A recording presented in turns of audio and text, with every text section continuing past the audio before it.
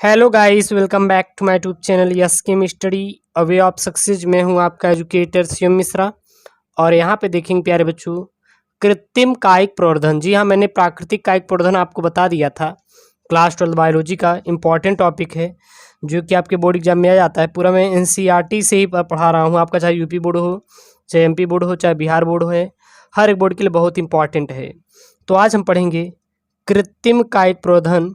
ये आपका कृत्रिम कायिक प्रवर्धन क्या होता है। मैंने इसके पहले आपको कायिक प्रवर्धन बताया था, और कायिक प्रवर्धन दो प्रकार के होते हैं, प्राकृतिक कायिक प्रवर्धन और कृत्रिम कायिक प्रवर्धन। तो प्राकृतिक कायिक प्रवर्धन आपको पूरा डिटेल में पढ़ा दिया था, और आज के वीडियो में देखेंगे कृत्रिम कायिक प्रवर्धन। ठीक है, तो इसको हम लोग समझेंगे। तो यह क्रिया मानव द्वारा की जाती है। जो कृत्रिम कायिक प्रवर्धन देखेंगे तो यह क्रिया किसके द्वारा की जाती है? मानव, मनुष्यों के द्वारा किया जाता है। इसमें पौधों के कायिक भाग, अब पौधों के कायिक भाग क्या क्या होते हैं? जैसे जड़ होता है, तना होता है और पत्ती होती है, लीफ होती है। कायिक भाग को मात्र पौधे से अलग करके उगाया जाता है, जिससे एक नया पौधा बनता है। और इसकी प्रमुख विधियां जैसे कलम लगाना, दाब लगाना और रोपण इत्यादि होती हैं। तो कृत्रिम कायिक प्रवर्धन आपको सीधा बता देना है कि यह एक मानव द्वारा किया जाता है। जो कृत्रिम कायिक प्रवर्धन, इसमें पौधों के कायिक भाग को मात्र पौधे से अलग करके उगाया जाता है, जिससे नया पौधा बनता है। और इसके उपरांत एक नए पौधे का क्या होता है? जन्म होता है। इसकी प्रमुख विधियां जैसे कलम लगाना, दाब लगाना और रोपण है। कलम लगाना कटिंग, दाब लगाना लेइंग, रोपण यानी कि ग्राफ्टिंग। तो इसकी 3 प्रोसेस होती है। सबसे पहला प्रोसेस होती है प्यारे बच्चों कलम लगाना, यानी बाई कटिंग। सबसे पहली प्रोसेस क्या होती है? कलम लगाना। इसको हम लोग फिगर के द्वारा भी समझेंगे। यहाँ पे फिगर आपका बना हुआ है प्यारा सा, तो पूरा डिटेल से देखेंगे, एक भी आपका मिस्टेक नहीं होने देंगे, टेंशन नहीं लेना है आपको। तो इस क्रिया में वांछित पौधों को छोटी छोटी टहनियों में इस प्रकार से काटा जाता है कि प्रत्येक टहनी कक्षस्थ कलिका युक्त हो। मतलब कि यह एक ऐसी प्रोसेस होती है जिसमें वांछित पौधों को छोटी छोटी टहनियों में, देखिए ये हमारा पौधे हैं, तो इसमें देखिए छोटी छोटी टहनियाँ निकली हैं, एक ये निकली है, एक ये निकली है, एक ये निकली है।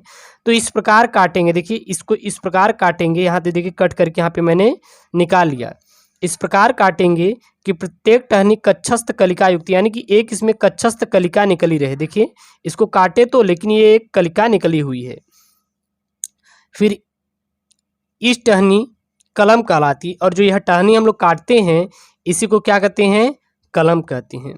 इसे मृदा में आधा गाड़ दिया जाता है। फिर इसको हम लोग मृदा में ले जाएंगे और क्या करेंगे? आधा गाड़ देंगे, जिससे कुछ दिनों के बाद एक नया पौधा बनता है।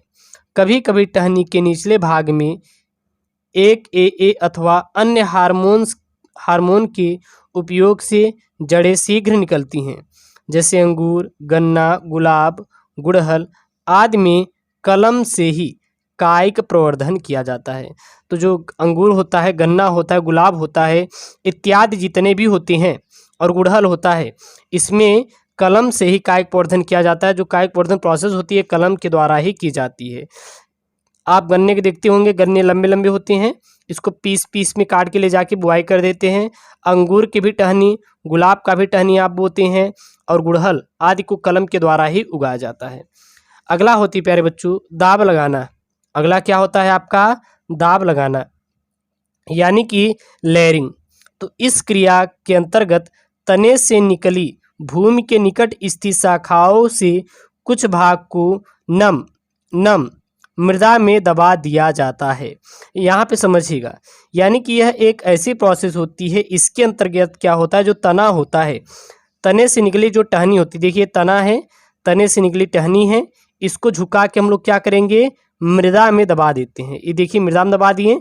जब मृदा में दबा देते हैं तो यहाँ से एक जड़ें फेंक देती है, और फिर इसको काट के अलग ले जाके हम लोग कहीं पे बुआई कर देते हैं, बस और कुछ होता नहीं।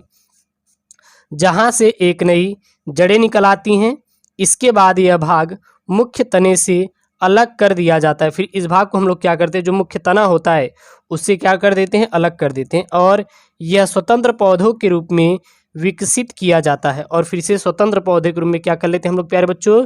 विकसित कर लेते हैं। अगला जो तीसरी विधि आती है वो आती है रोपण यानी कि ग्राफ्टिंग विधि। यहाँ पे देख सकते हैं। तो इसको देखने से पहले सबसे हम लोग इसको पहले प्रोसेस देखते हैं रोपण में क्या होता है। इस विधि से पौधों की नई नई किस्में भी बनाई जा सकती हैं। यानी जो रोपण विधि में क्या होता है, जो पौधों की नई नई किस्में होती हैं उसको भी हम लोग बनाते हैं। इसमें दो अलग अलग पौधों के भागों को जोड़ती हैं। और इसमें क्या होता है, दो अलग अलग पौधों के भागों को जोड़ती हैं। यानी दो पौधा लेते हैं, मान लीजिए पहला पौधा ये है, दूसरा पौधा ये है। इन दोनों को क्या करते हैं, मान लीजिए ये पहला पौधा है और ये क्या है, ये दूसरा पौधा है। इसको कट कर दिए, इसको कट कर दिए, इसका निचला भाग इसके ऊपरी भाग से ले आके जोड़ दिया। यानी कि इसका निचला भाग ले लेते हैं या फिर इसका निचला भाग ले लीजिए।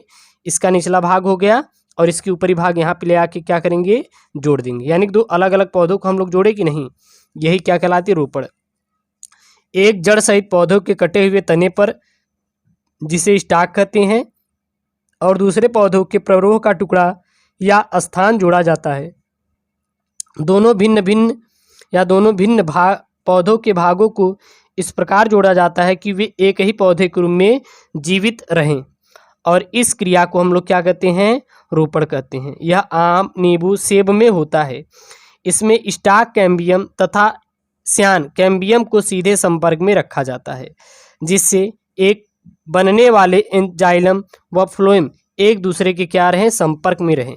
तो यहाँ पे क्या होता है, जो एक प्यारे बच्चों यहाँ पे अगर देखा जाए तो एक स्टॉक होता है। देखिए ये क्या है, यह आपका है स्टॉक। यह क्या है, इसको हम लोग निचला वाला जो भाग होता है इसको हम लोग प्यारे बच्चों स्टॉक के नाम से जानते हैं। ठीक है ना, इसको हम लोग क्या बोलते हैं, स्टॉक बोलते हैं, और इसको स्क्लोन बोलते हैं। यहाँ पे कैम्बियम इसको बोला जाता है। और जब यह एक दूसरे को जोड़ेंगे तो देखिए यहाँ पे एक दूसरे जुड़ गए, यानी कि एक ही सीधे में आ गए। तो यह आपके है प्यारे बच्चों, क्या है यह आपकी, तो यह आपकी है कृत्रिम कायिक प्रवर्धन। तो इसको याद कर लीजिए, डिटेल में पूरा मैंने आपको पढ़ा दिया। कोई दिक्कत आ रही है तो आप कमेंट जरूर करें। ओके दोस्तों, थैंक यू, जय हिंद।